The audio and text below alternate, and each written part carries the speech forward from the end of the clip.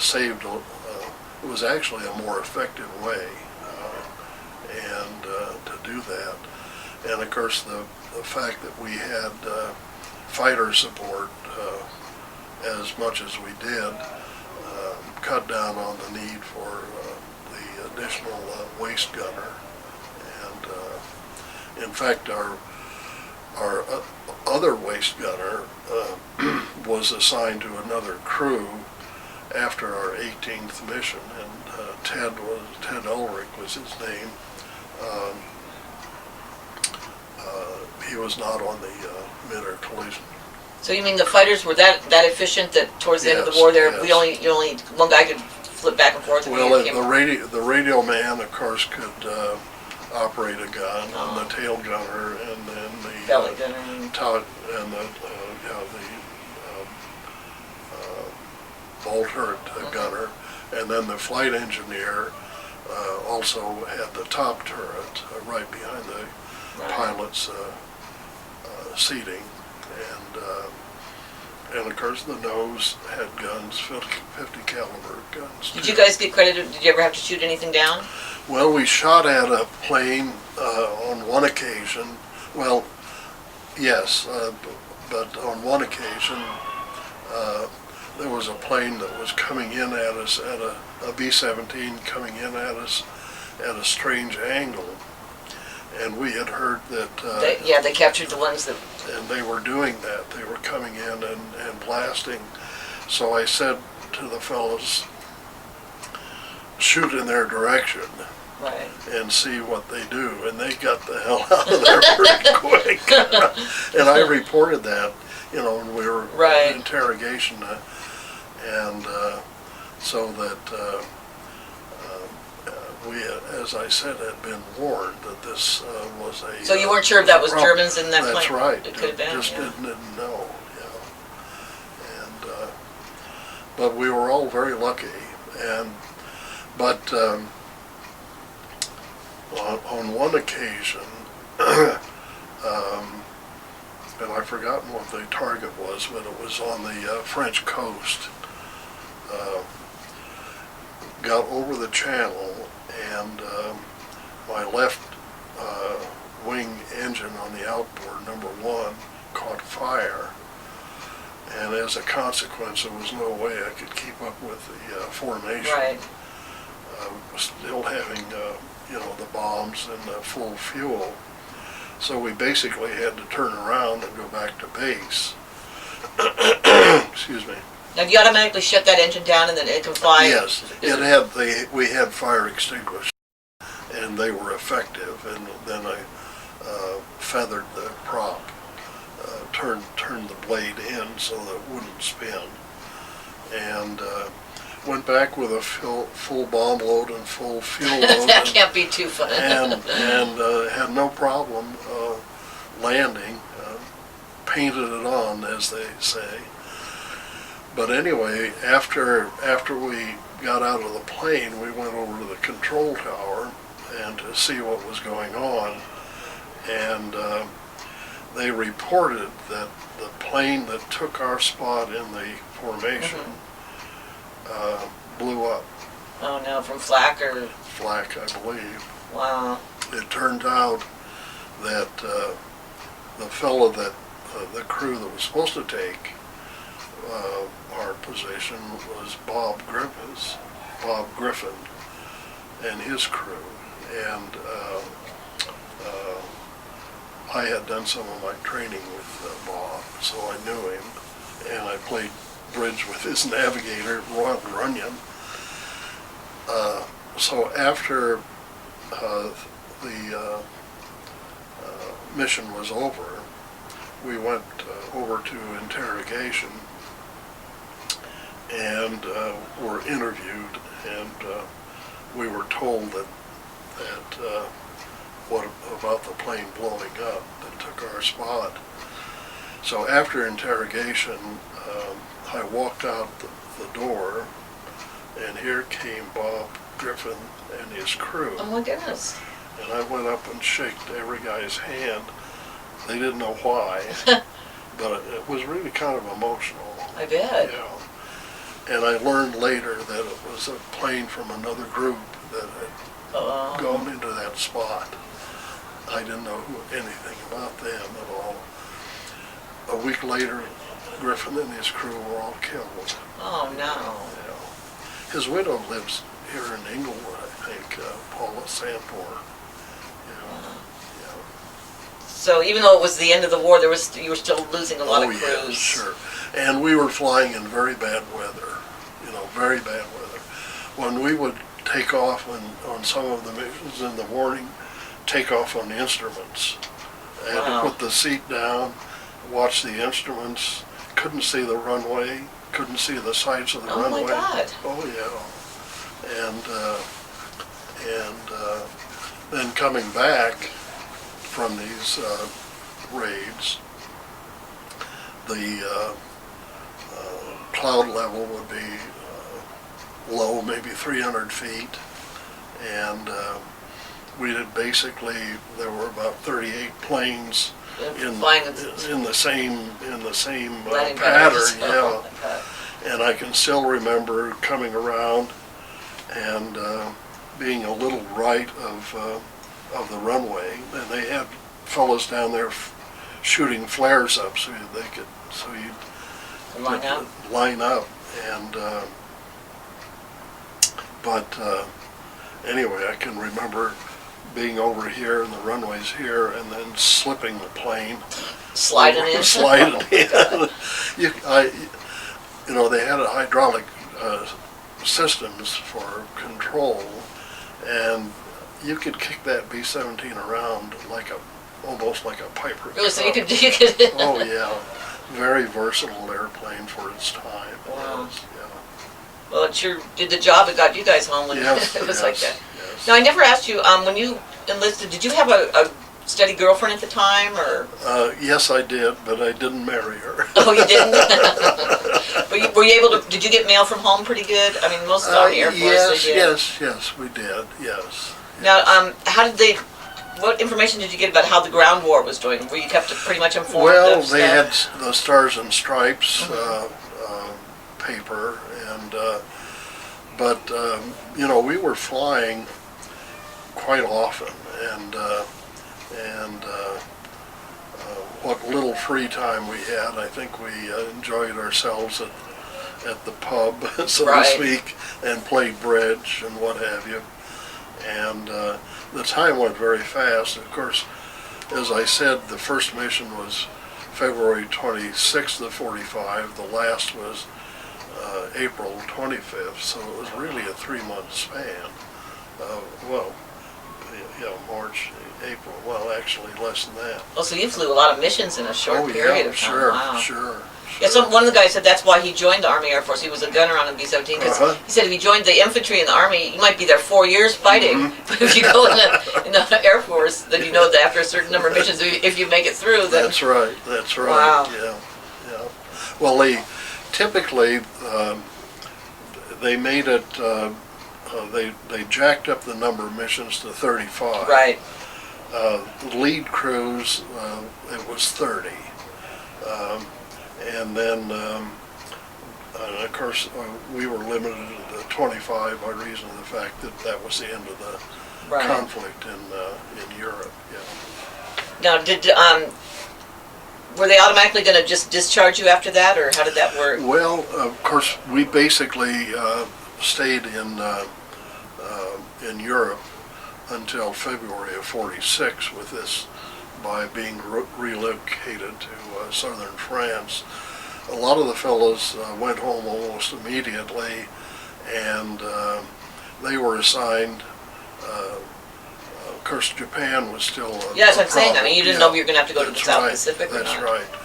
Some of the fellows were assigned to B-29 training, but many of them, after Japan surrendered, they were released pretty quickly to cut down on the overhead, so to speak. Right. You know. Now, what did you do when you got ready to get out? Well, when we came back to the States in March of 46, went up to Camp Beale in Northern California, north of Sacramento, and they basically did what they called separation. They didn't discharge us per se. It was separation because we were in the reserve for several years, not active. Right. I never went on active reserve status, but I was subject to recall during the Korean conflict, but they didn't call me up. Okay, we have to change this now. Okay, so when you got out, did you go back to school, or did you know what you wanted to do? Well, basically, my father had a stroke, and so I was helping financially, so to speak, to some degree. And but I did have an opportunity to work at United Airlines, and so I worked there for a couple of years. And, what were you doing there? well, basically in Sacramento was at the station. I wasn't on flying status, although the manager, Frank Asher, said, well, I can get you onto the program for flight engineers, essentially a third pilot, because they were opening up the routes to Hawaii about that time. And but I was newly married, and my wife wasn't that enthused about my going back into the flying career. Where did you meet your wife at? Well, I met her in Sacramento.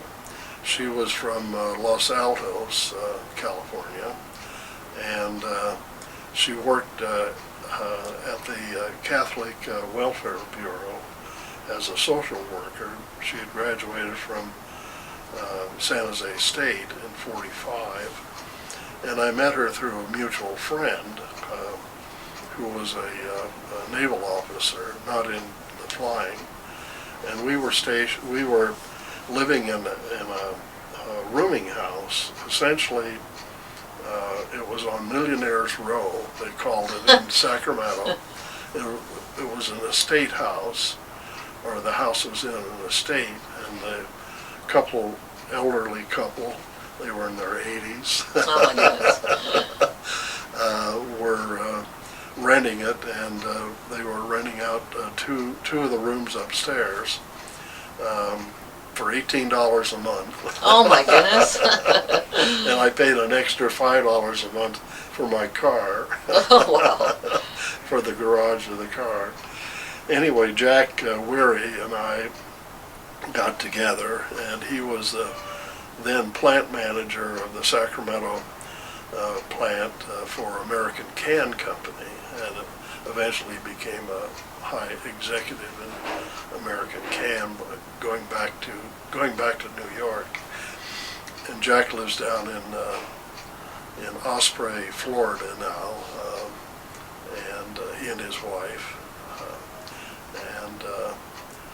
But that's near Sarasota. But anyway, Jack and I got together, and one evening he called me and said, why don't you meet me and my date at Buddy Bear's bar in Sacramento? So I did, and that's when I met my wife. It was the notorious blind date? That's right. Oh my goodness. Yeah. And well, my blind date, by the time I got there, she was not, and she was inebriated. Oh no, kidding. We had to take her home. But anyway, my wife and I got together after a while, and we had one date, and then I said, well, shall we meet again? And she said, sure. And meanwhile, I had gotten involved with a couple of crop dusters up in the Sacramento area, and they wanted me to fly this old B-18, which was a bomber version of a DC-2 for cargo purposes. And they had a contract to to ferry starter tomato plants in flats from Mormon Mesa, Nevada, which is about 50 miles northeast of Las Vegas, over to the Sacramento area. And this is in the spring of 46, or 47, excuse me. And so I agreed to that. And on our very first trip over, why, 4 of us went over, including the 2 crop dusting pilots. In fact, Vic Spezia flew as pilot that day, and I flew as co-pilot. It was essentially orientation. And then the 4th fellow, Jack Burchell, was going to be my co-pilot. He had some flying experience, not much, but some. And we loaded up, we took off early in the morning and got the plane loaded and took off and headed back to Sacramento when the left engine... was this a 2-engine plane or? Twin engine plane, okay. yeah. When the left engine blew up. And so we had just passed over crushed rock runway, which turned out to be an emergency field for Tonopah, Nevada. And but there were no facilities there whatsoever, and no identification for that matter. So anyway, we turned around and we landed there. How hard was it? Was that plane safe with just 1 engine? Or? Well, we had to get down, let's put it that way, pretty quick. Yeah. This is up on the Mesa country, just just east of Death Valley. Oh, okay. Yeah, and this was in April, late April of 47, and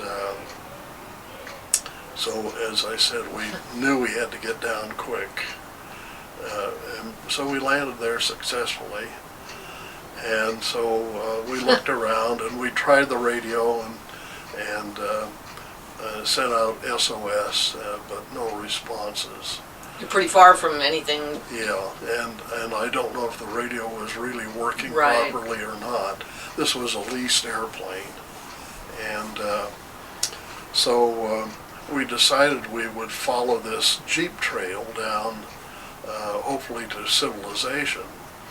Well, we walked from about 1 o'clock in the afternoon till... What was the weather like when you were doing this? Well, actually, that particular day it was comfortable. It was nice.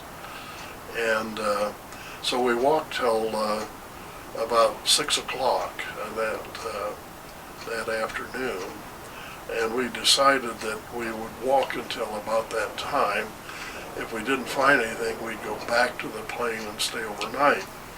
Well, we happened across an old miner's cabin. It was actually, the walls were adobe, and it had an adobe fireplace. The roof and the windows were gone, and anyway, we decided to stay there overnight. And there were mining timbers in the area, and so we managed to get one mining timber partway into the fireplace, pretty big timber, and Jack had one match. One match? One match. One match. And we were able to get that started. Oh my God. With some debris around. Oh. And we stayed there, and then it was decided. You had no water or anything? No. Well, actually, we decided the next day that we would fill up some old bottles that were in the area, like vinegar bottles and what have you, from the flooded spring mine shafts. That's why they discontinued mining there, was the mine shafts were all flooded. Did you know if the water was any good? Or? Well, we really didn't know whether it was good or not, but and we didn't take any of it. We just had it or emergency. Right. But anyway, the second day, Vern Silva and I walked back, and we estimated it might have been 12 miles back to the plane. Wow. And we tried the radio again, and no success. So They didn't have like an SOS transponder or anything like that? Then? No, not in those days. But they're going to be looking for you. You're overdue. Yes. And so we wrote notes in the cockpit of what we were doing. Oh, okay. And then we had some extra hydraulic fluid, which had a purple dye in it. Okay. So we spilled that out on the runway with SOS on this white crushed runway. Oh. So anyway, meanwhile, Vern and Vic stayed in the area, and they tried to, well, first of all, they were to keep the fire going. Yes, please. Don't let it die out. Right. And they searched the area for signs of civilization. Right. Didn't find any. And so anyway, on the walk back that afternoon, Vern and I happened across a group of wild horses. Oh, no. And they were curious of us. Really? And we were a little concerned about, them. So we found an outcropping of rocks, and Vern and I crawled up on those, and the horses stayed around for a while, and then they wandered off. Meanwhile, we had a little bit of hail, so Vern and I took our jackets off and caught hail in the jackets. Well, you have to remember that raindrops and hail particularly are formed on dust. So we ate more dust than my goodness. than we had liquid. But we made it back and decided that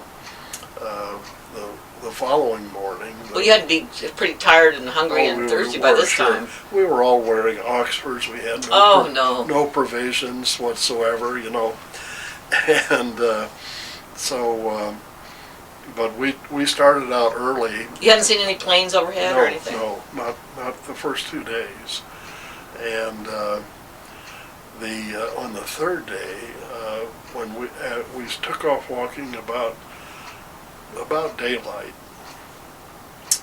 and around 3 o'clock in the afternoon, we heard a plane go over, and so we got up and alongside this gulch and waved.